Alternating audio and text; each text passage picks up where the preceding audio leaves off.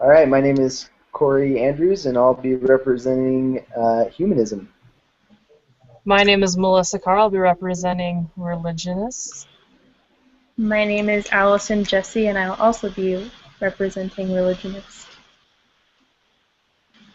All right, so for my opening statement regarding humanism, I would first like to say that I am grateful for this opportunity to debate with some great religious sisters and also let you know how much I think that religion can do some good things in society. I don't think religion is a bad thing necessarily. I just believe that there is another step. And so to emphasize that in our world and in our nation and in our policy making, I'd like to go back 200 years, 200 years to the founding of this nation. And as our founding fathers uh, got together and set up our nation, they created the Constitution, which is a wonderful system of government that we have today. Now, 10 years after they created the Constitution, there is a treaty, and the treaty is called the Treaty of Tripoli. And the Treaty of Tripoli was a pretty basic diplomatic treaty, but I think there's a phrase in there that is very applicable to our conversation today. Um, in this diplomatic treaty, this again 10 years after the Constitution was ratified and our nation was created. So there's still the founding fathers that are part of the government system and part of the Senate.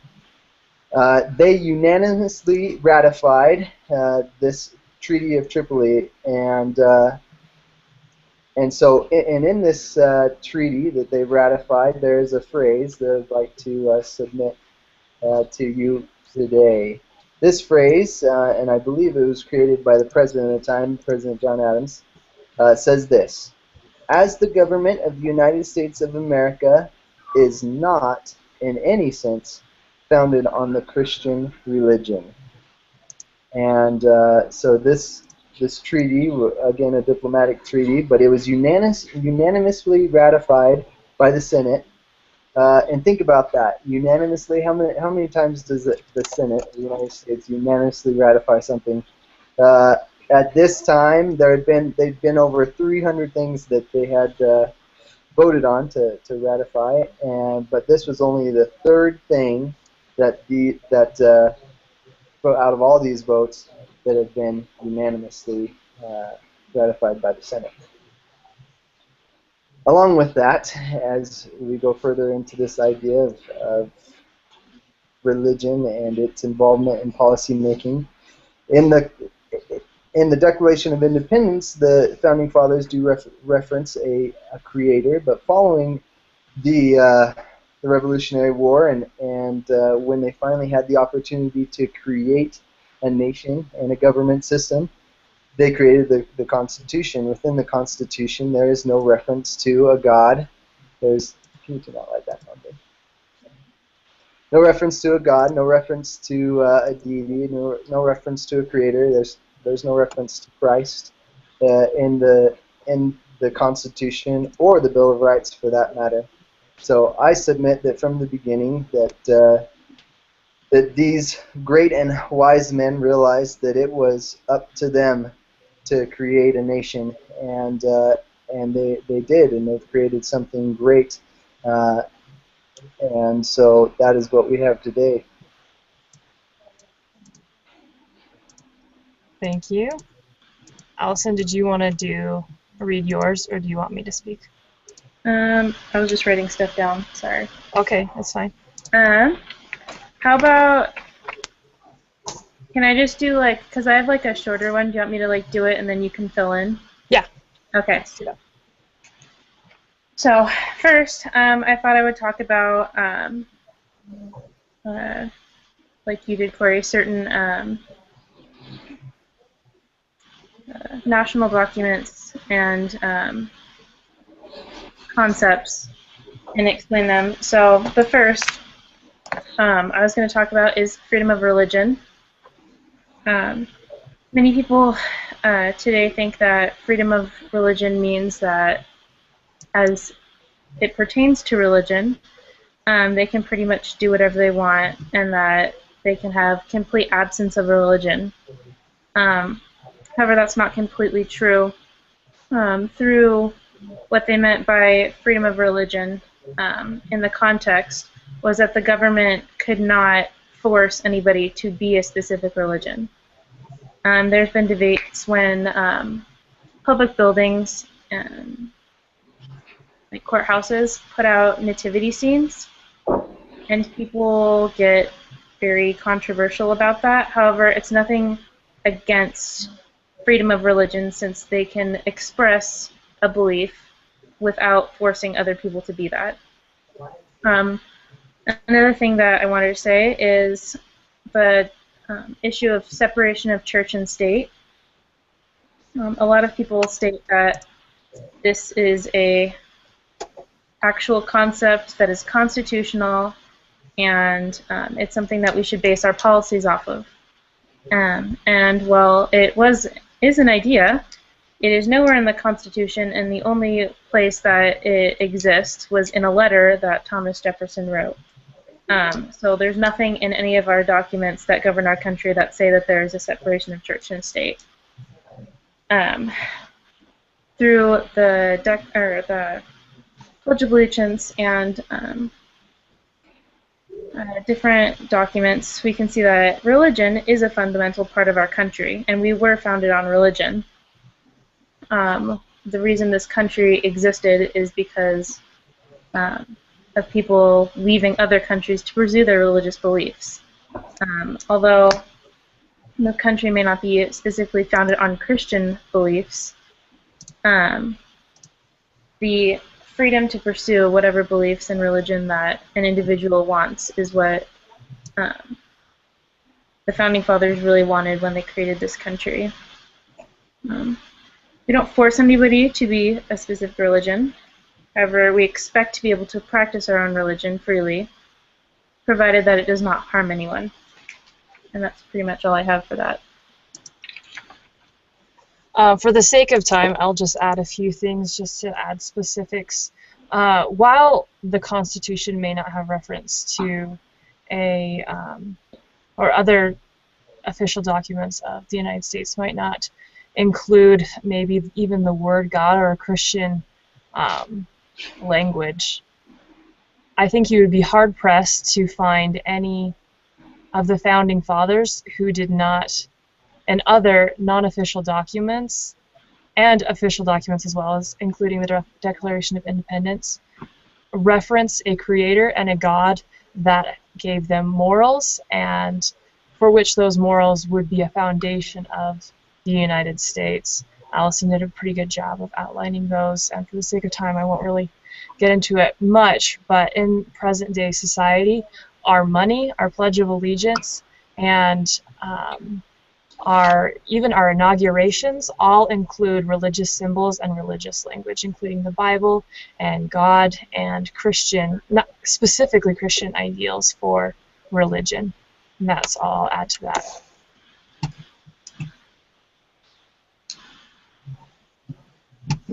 So our next part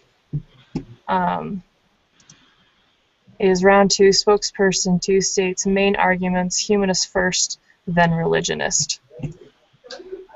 All right. To begin my main argument, I'd like to share with you something that I saw on Facebook. Super.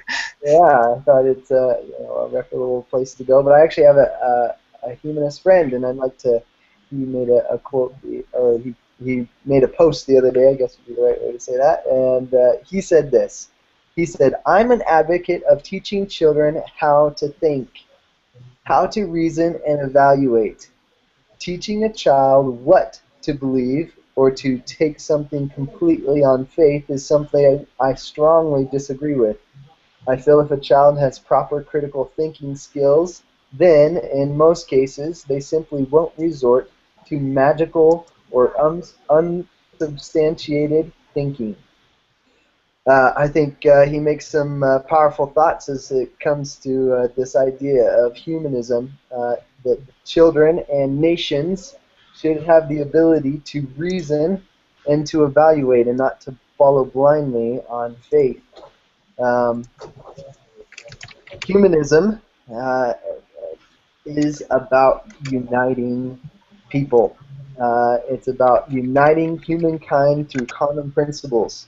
Uh, if you think about religion and you think about the past, as we look again to the past, how much hurt and pain has religion truly caused?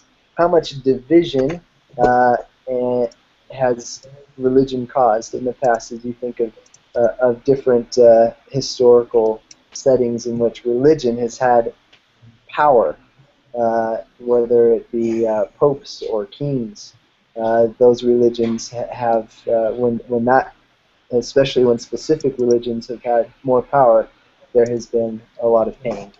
Uh, so with this idea of humanism, we like to not eliminate religion completely because, like you've stated, there are some great morals that come from religion.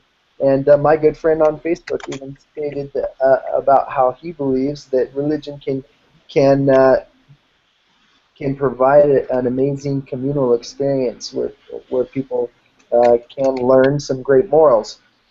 However, all religions of the world fight and bicker about different doctrines and what they mean, without any evidence to support, uh, substantial evidence. Trust in revelation from an unseen being does a disservice to humanity. Faith, as stated in the article that we read, the Humanist Manifesto, faith in the prayer-hearing God assumed to live and care for persons, to hear and understand their prayers, and to be able to do something about them, is an unproved and outmoded faith. Religions need to conform to the modern world and our modern circumstances, and conform in a way that they are not the leading force in the policies that we make. But what should be the leading force is evidence and reason. Um, as humanists, we need to help ourselves and rely on our own ability to think and to formulate plans and ideas. Through science and technology, we can find what is really true and empower individuals to be a little bit better. We follow a set of, as we follow this set of united principles, we can unite our nation and unite the world.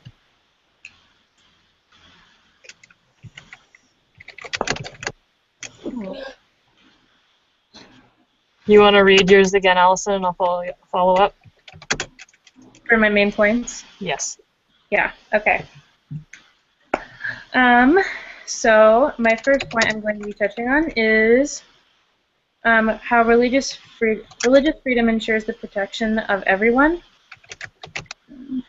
If we take away the freedom of religious freedom for others, for anyone actually, we take away other freedoms by doing that.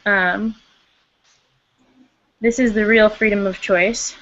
For me, I'm going to explain this. So I'm sure many of you have heard, or you guys have heard about when a gay couple goes to like a baker, and if they don't make a cake for their wedding reception, they can get sued. So this is an example of how this can go bad. It forces people to compromise their beliefs or shut down their business. So by granting somebody the freedom to be served and taking away somebody's freedom, they actually take away somebody's freedom of choice and the freedom to practice their religion and live by their own moral code. Another example of this, because I used to be Catholic, so the Catholic Church is against all forms of contraception, and for Catholic hospitals who employed people, contraception was not under their health insurance. They people were fighting against the Catholic Church, saying that this was a right that they had, and it's currently still being debated. But the Catholic Church, if being forced to do this, will either shut down all of their hospitals, or they'd be forced to go against their beliefs, which they've stated that they wouldn't do. And shutting down Catholic hospitals would shut down a lot of places for people, for other religious people that aren't Catholic, where they could have a hospital that supported sanctity of life and all of these things. It's not very logical to take away somebody's rights to grant somebody else another right. There has to be a better way than that, and I'm sure of a country that has such strong roots to freedom, we can think of a better solution than that. And for my second point, this also pertains to logic. So faith and intuition, many people say that this should have no bearing on decision making. However, logic can deceive you, and since we are imperfect humans, we obviously can make false reasonings. So the first thing is, this is just kind of brief, but Plato, the philosopher, he talked about how everything existed in the world of forms before it existed in reality. And because of this, everything was thought of spiritually before it was thought of physically. He explains this to, you can think of an idea and then make something. People have ideas and invent them. People will draw blueprints before they make houses. These are kind of examples of that, proving that there is a spiritual side to humans. And as far as logic goes, the philosopher Immanuel Kant says that logic can be deceiving because as humans, we view everything through rose-colored glasses, which is the human experience. And we can't fully come to know what reality is just through being human. So there's no way to say if somebody is necessarily right or wrong because it's all of our just perceptions of it. Therefore, logic really has only some bearing on a opinion or a law that we might pass. However, it shouldn't be the complete standing of it. And that's pretty much all I have for that, I think. Yeah, just for the sake of time, once again, I'll just talk about my main points briefly. My first main point is that religiosity, while controversial and somewhat of a hot topic in this nation, the statistics are they are staggering if you look at it. I've done research in several different university sites, and I've looked at a lot of recidivism rates. I don't know if you guys know what recidivism is, but recidivism is the rate at which people who go to prison return to prison. So studies from the University of Chicago show that recidivism rates for those who have increased levels of religiosity while in prison are significantly less likely to return to prison than those who have not. So regardless on your stance of whether or not religion is true or whether or not religion can be validated by science or fact, those who are religious tend to be different than those who are not. For example, individuals who are actively religious are more likely to be involved in their government, less likely to engage in delinquent behavior, and that's at the juvenile and adult levels. Those who have increased levels of religiosity are less likely to engage in are more likely to engage and volunteer within their communities, and less likely to engage in eating disorders and almost any other social problem you can think of. The statistics are overwhelming. I just did another study on my own at this university with eating disorders and feelings of shame and guilt, and religious individuals are significantly less likely to engage in eating disorders, and that includes self-harm and other societal problems that whether or not we may be dealing with ourselves, society has to pick up for. So, for example, there are countless programs for youth and for adults who have substance abuse problems. People who are religious, once again, have lower rates of substance abuse problems. People who are religious are less likely to get divorced. Another thing that society might have to pay for with things like Medicaid, Medicare, for those families who don't have an income of a father or have split income between two different families. So just in summation, my argument would be that regardless of the validity of someone's religion, being a religious person is good for society. It nullifies many social problems just by engaging in religious acts. So now we go into the cross-examination part of our, we're in the third round here. So spokesperson 1, I guess that would be you, Corey, starts. The humanist asks the religionist questions first. So I guess you can ask either one of us, and then we will trade places. All right, just a second here. I'll give you a minute to prepare. In speech and debate in high school, they always gave you like so many minutes of prep time. You got to write down your notes.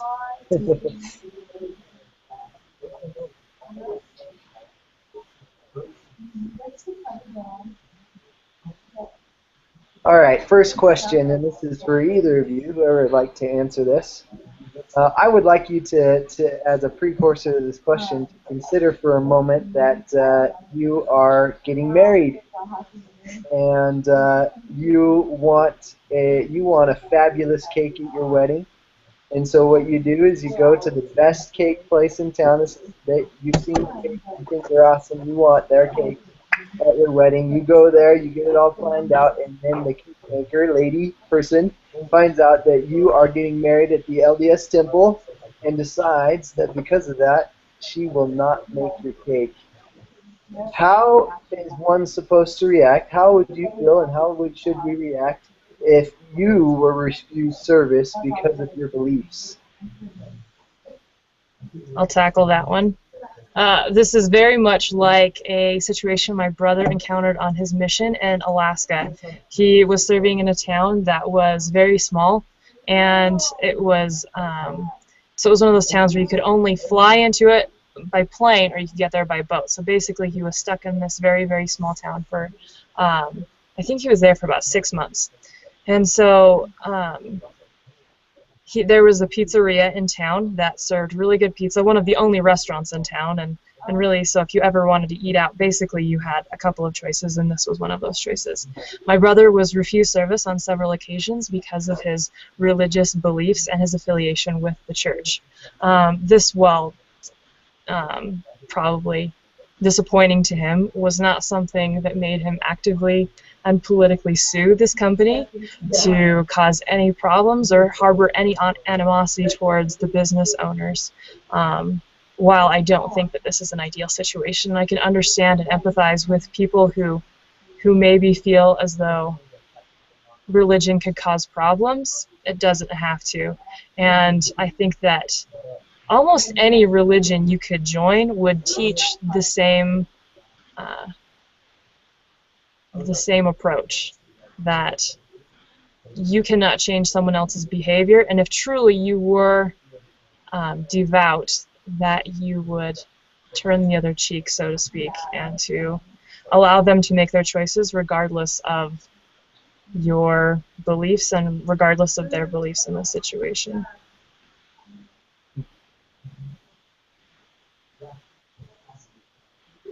Any thoughts, Allison? I was You don't have to. Pretty much say the same thing. If somebody refused me service, I would be disappointed with that, obviously, but I would also respect that they have the right as a private business owner to make that choice. And as a private business owner, if I had a business, I would also appreciate having those rights, and I think that's a fundamental thing that we should be able to take away, as long as it's not hurting anyone necessarily.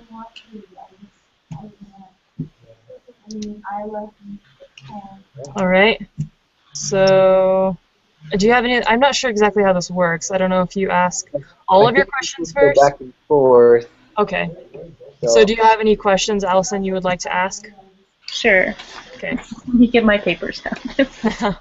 I don't remember which one I wrote it on.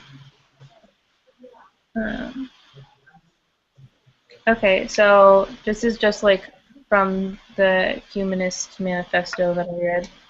uh-huh. But how do you suppose people will be intelligent and independent thinkers after getting rid of ideological perspectives, the differences in those, and uniting everybody on a common level?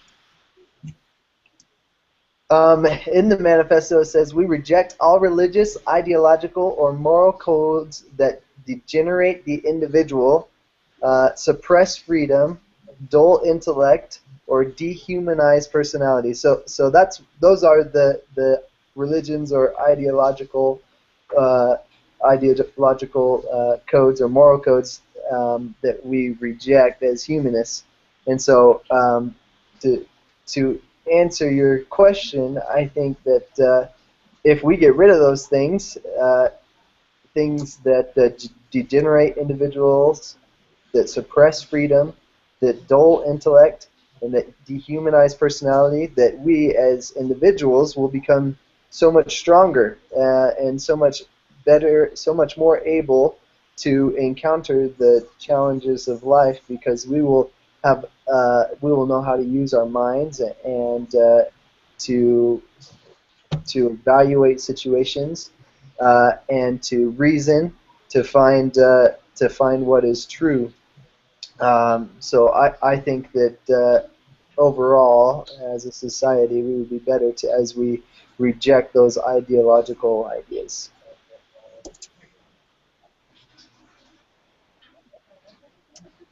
All right. I believe Oh, it's your turn. my turn. All right. Um, this question, I'm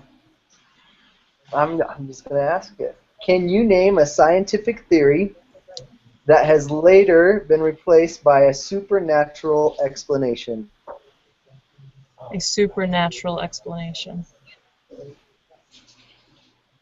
Uh, so I would like to point out the word theory. Can I ask you what your definition of theory is? A Uh, scientific theory. that's a good question. Just want to clarify before I speak. uh, as I consider a scientific theory, it's something that has uh, been given evidence through scientific process. Okay. I would answer that question by pointing out that a theory is not proven. A theory does not claim to have truth in and of itself. It does have support, it does have backing, but a lot of scientific theories have been debunked um, over centuries. Theories that were very well accepted and very much um, they had a lot of scientific backing and evidence, things like the world being flat, things like there's nothing smaller than an atom, things like the, here's a good one. There's a very well accepted theory called phrenology that the bumps on someone's head could predict character and personality. All of these things had a lot of scientific backing at the time, but later were understood in different ways. I would submit that religion does not explain things in a supernatural or magical way, but in a way with further science and further natural laws that we do not understand at this time.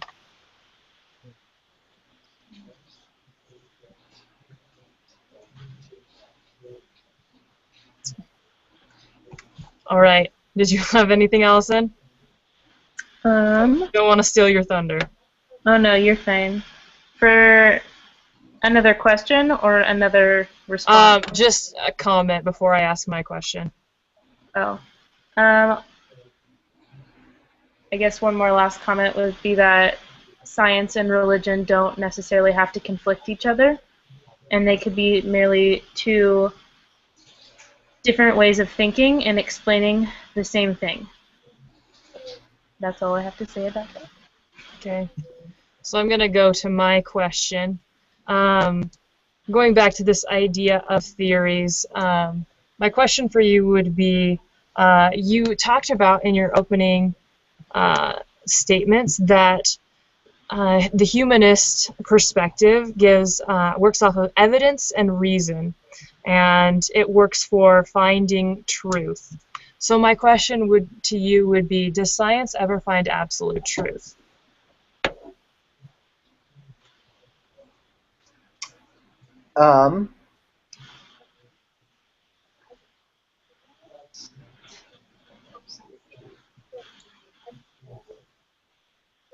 Again,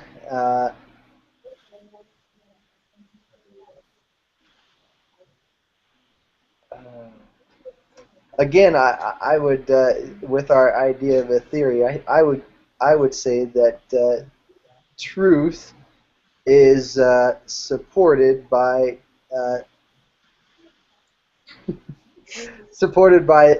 the evidence, and like you've so eloquently stated, that some theories have been debunked and have changed throughout time, but uh, and like Allison stated earlier, logic can deceive you. I completely agree with that. That at times logic can deceive us. And things can change, and maybe we won't find absolute truth in everything in science. However, as we support things that support reasoning and that are supported by evidence, then I believe that that is more powerful than things that are merely based on feeling. Allison said logic can deceive you. Well, I would submit that feelings can deceive you as well, and maybe even more often than logic. So logic is a lot of times backed by evidence, where feelings at times is not. Wait, can I be on Corey's side for a second? Yeah, sure. I feel like we're tag teaming him in a little bit anyway. I was just going to say, scientific ideas that have been proven are called laws, although they usually aren't controversial. Actually, I think it's the opposite. I think I'm fairly certain that laws turn into theories. Like, yeah. So a law would be it would be less superior than a theory.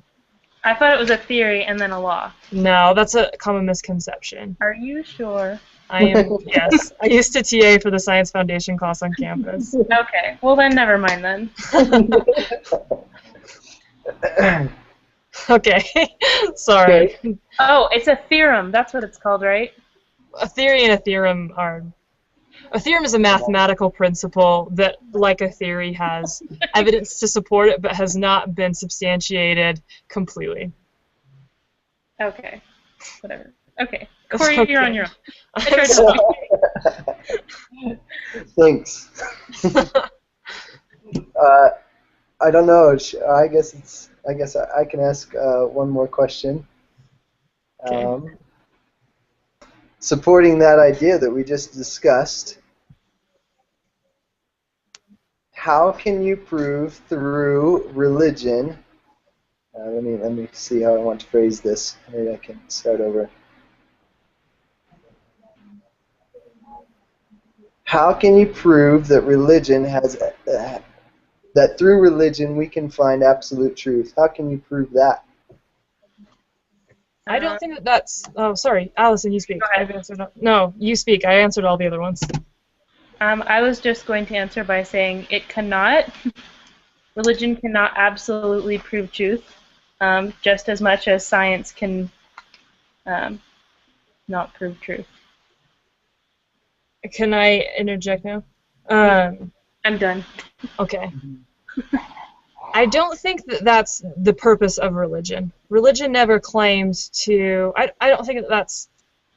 I think if you read any religious document, the Bible or the Quran or the Torah, it never has a mission statement saying that the end to religion would be to find truth.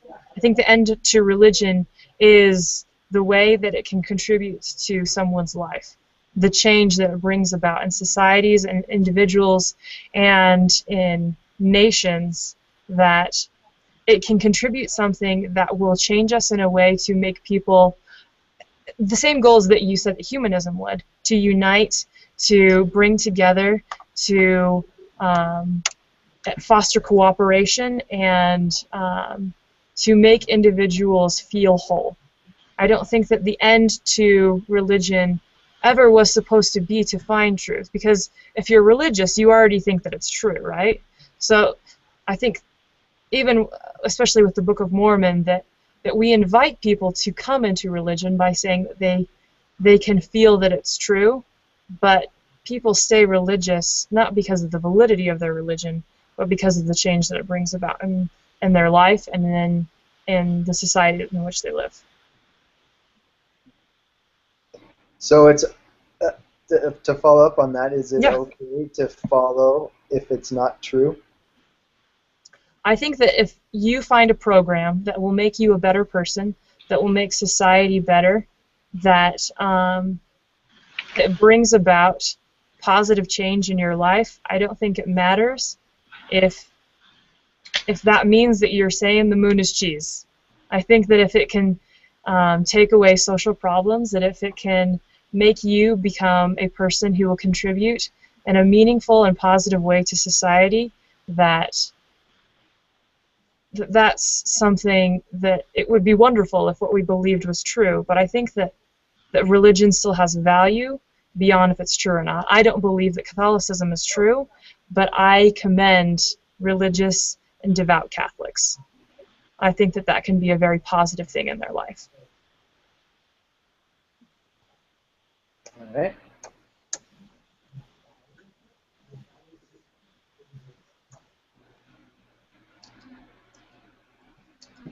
Okay, so We're going to move on to the next.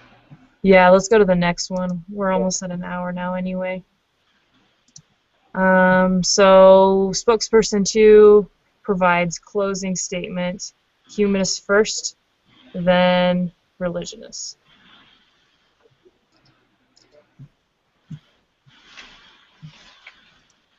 All right.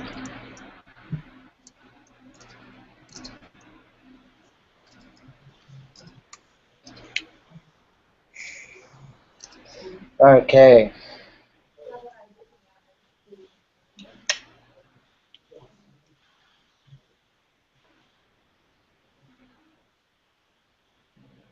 I apologize. It's all right. I'm patient. Once again, you get a little prep time.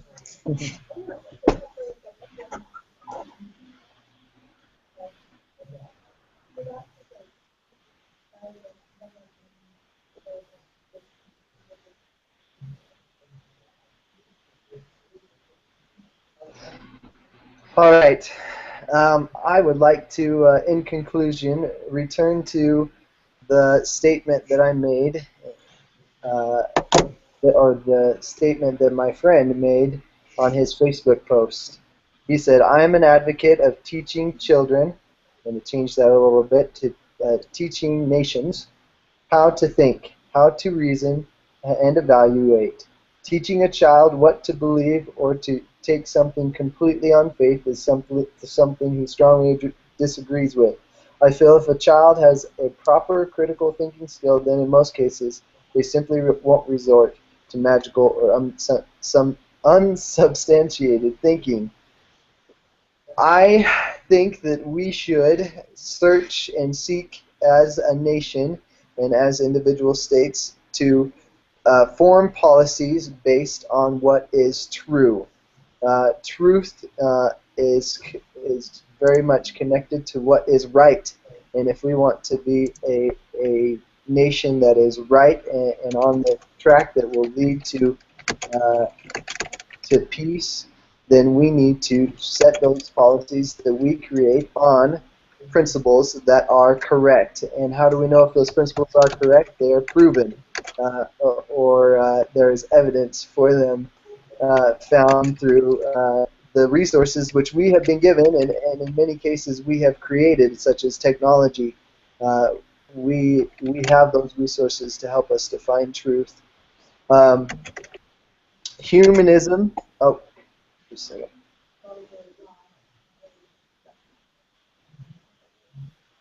Oh, shoot, I lost my spot. Humanism is about strength of the individual. We do and create things that will bring happiness to society uh, because they are based on what is true and not a feeling or a lie. As long as we are not hurting other people. Religion is outdated and will not have influence in policy and should not have a strong influence on policy shaping. Again, to quote from the Humanist Manifesto, religions of the world over, religions the world over are under the necessity of coming to terms with new conditions created by a vastly increased knowledge and experience. In every field of human activity, the vital movement is now in the direction of candid and explicit humanism. Humanism is what will bring the greatest happiness in our societies if we are founded on the principles of what finding truth and supporting truth, then we can truly be peaceful and happy societies.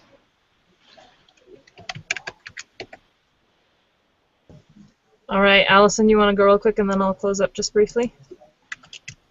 Sure. So sorry, I'm going over my notes. So the religionist perspective should not be discounted just because of certain people that represent it. People are imperfect, and they may represent a perfect institution, but no one would ever know because of the people that represent it. So regardless of that, religion and religiosity, through what Melissa has said, is good for society. It has many benefits and leads to longer lifespans, higher quality of life, and all that stuff, I guess. Teaching children and having a culture that is based on religiosity, I don't believe would be programming children to think or believe any way in a certain way. Teaching children to think and teaching them how to reason, I think, would be just as influential as a religion would be. It all is just a matter of opinion. That's it. So just in conclusion, I just want to reiterate what Allison said. You spoke a lot, Corey, about truth and how humanism seeks to find truth to be able to create or to bring happiness and peace to society. This is truth. Religion is good for society. People who are religious, regardless of what that religion is, contribute more to society. They participate better in society through, I think I spoke to this a little bit earlier, if you look at incarceration rates, religion is a huge factor between those who are incarcerated and how long they're incarcerated, whether or not they return. This is also truth, that religion brings peace. Religion brings happiness. I think that that's something that it would be very, very hard to disprove with evidence through statistics. If you're talking to anyone, that religion would bring unhappiness. So while I respect your point of view that humanism could bring about a self-esteem that could make people happy, that if I believe that man is good, that man is great, that I can find truth in and of myself, that can bring happiness. But this cannot be discounted.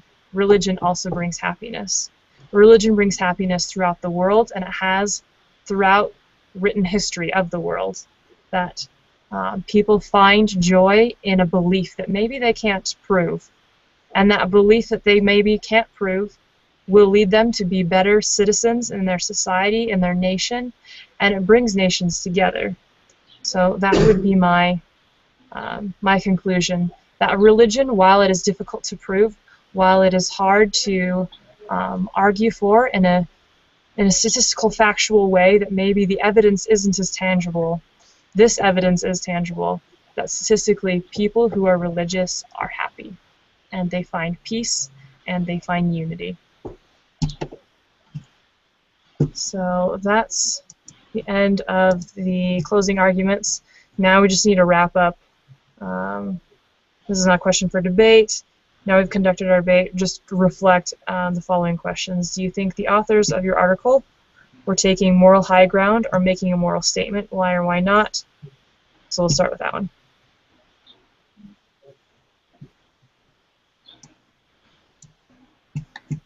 Allison, you want to start? Sure.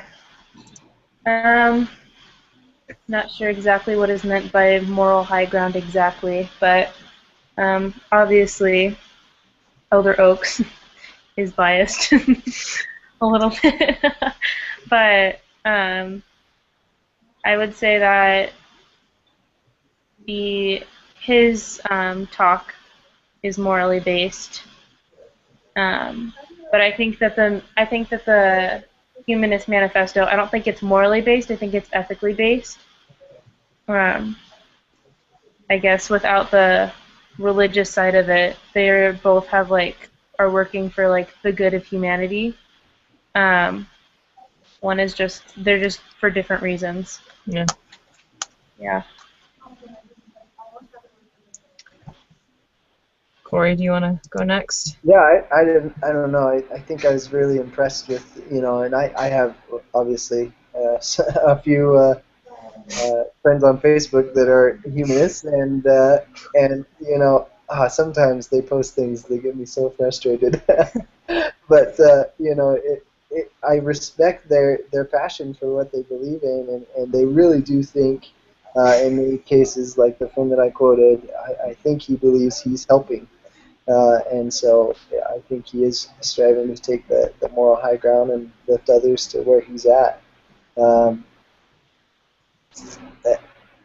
At times, from both sides, both from from religions and from the humanists, I think there can be a little bit of bad feelings and maybe a wrong way to approach things. But overall, I think that humanism and religion are both seeking to take the moral high ground and to lift others and to lift society for the better. Yeah, that's ironic too, because they think that I think that sometimes when we talk about humanism versus religiosity, we think that morals are only attached to religiosity. That because people who are religious tend to have deep morals and follow a strict set of values, that we synonymously use the word moral with religion. But like you said, people who are humanists, people who reject religion, aren't morally numb. They don't lack morals. They don't lack this idea of duty and right, and that some things are inherently good and bad. I think they still accept all of those things. They just go about it in a much different way. So I agree with what you said. So the next question is, are religious folks the only ones with... Oh, wow. Are religious folks the only ones with values and morals? Can morality exist without religion? Why or why not? Yes, but like you stated, Melissa, I think there's going to be something lacking. There's going to be something missing. I made this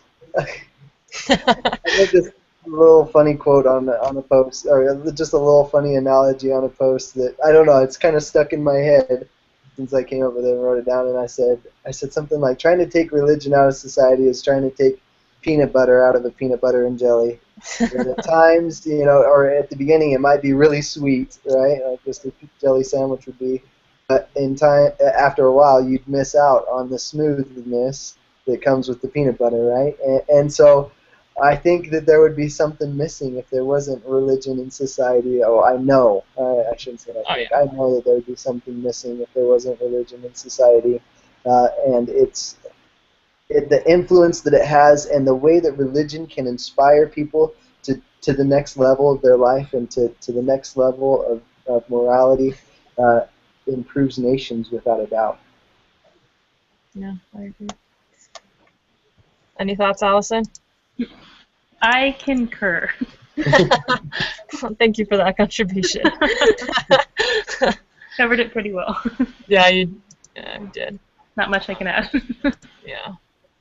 I think it's definitely true that there are really good people who have deep values and deep morals who aren't religious. But like you said, it just adds a whole different value and a lot more to the table and to society when religion is present. That's why I think every society in the world has religion. It's not like there's a group of people who's figured out a higher way of being that has purged themselves of religiosity. Even in China, where religion is not sanctioned by the state, people are still religious. People still worship their ancestors. They worship the earth. They worship so many things. They're religious in so many different ways. Even though they've tried to purge themselves of that, it comes up. It's something that's valuable and has been for centuries for a reason. Yeah. Can I add one more thing? Yes. Okay. So in high school, I had to take a class called social justice because I went to Catholic school and that's what we get taught. We actually had a class called morality too. Okay. But in one of the classes, there is a video, and you can look it up if you want, but it was basically this woman who is an atheist and completely rejected the idea of not only like God, but like any higher power. Some people, you know, how they believe like God is like an energy force or like that kind of stuff. She like rejected all of that, but she is like completely against abortion and anything that like voids like the sanctity of life, and she gives like all of these super awesome like non-religious reasons about why like certain things in society that like most religions I guess support, like why they're really good for society. And so that's just an example of that, I guess. Yeah. That's cool. I had one Any? more thing. Oh, go Okay. ahead. No, Go I was ahead. just gonna ask if there's anything else. So. Oh, I just wanted to add one more thing. I think it's kind of ironic that secular humanism kind of attacks faith in a way. They attack faith and believing in things that aren't seen or aren't experienced. But in reality, both religion and secular humanism are based on faith. You know, you can't be a secular humanist without believing in the experiences of others and believing in what other scientists have said through their experience. And in reality, that's what we do in many ways in religion is we rely on some experiences of others and then try to gain our own experience ourselves. And so I think there's more commonalities between secular humanism and religion than we often realize. Um, but and just in closing, just because I feel so bad that I have been attacking religion the whole time, I just want to share with you guys that I know that Christianity and that Christ is real and that it changes lives, and that specifically the Church of Jesus Christ of Latter-day Saints is where we can find truth that can bless us through eternity. Thank you for that. Amen. Amen. I think you're forgiven. Well, thank you. I could tell you didn't believe what you were saying sometimes. I know. I was trying to. It must have been a struggle. I'm sorry. Like as you were talking, you would just start smiling and like it's super funny. I need to work on my acting skills or something. Yeah, that's tough. All right. Any other thoughts before we close? No, I think that's good. All right then. So you can just post the link and say goodnight, I suppose. Alrighty. Have a good one, everybody. You too. Bye Yeah. bye.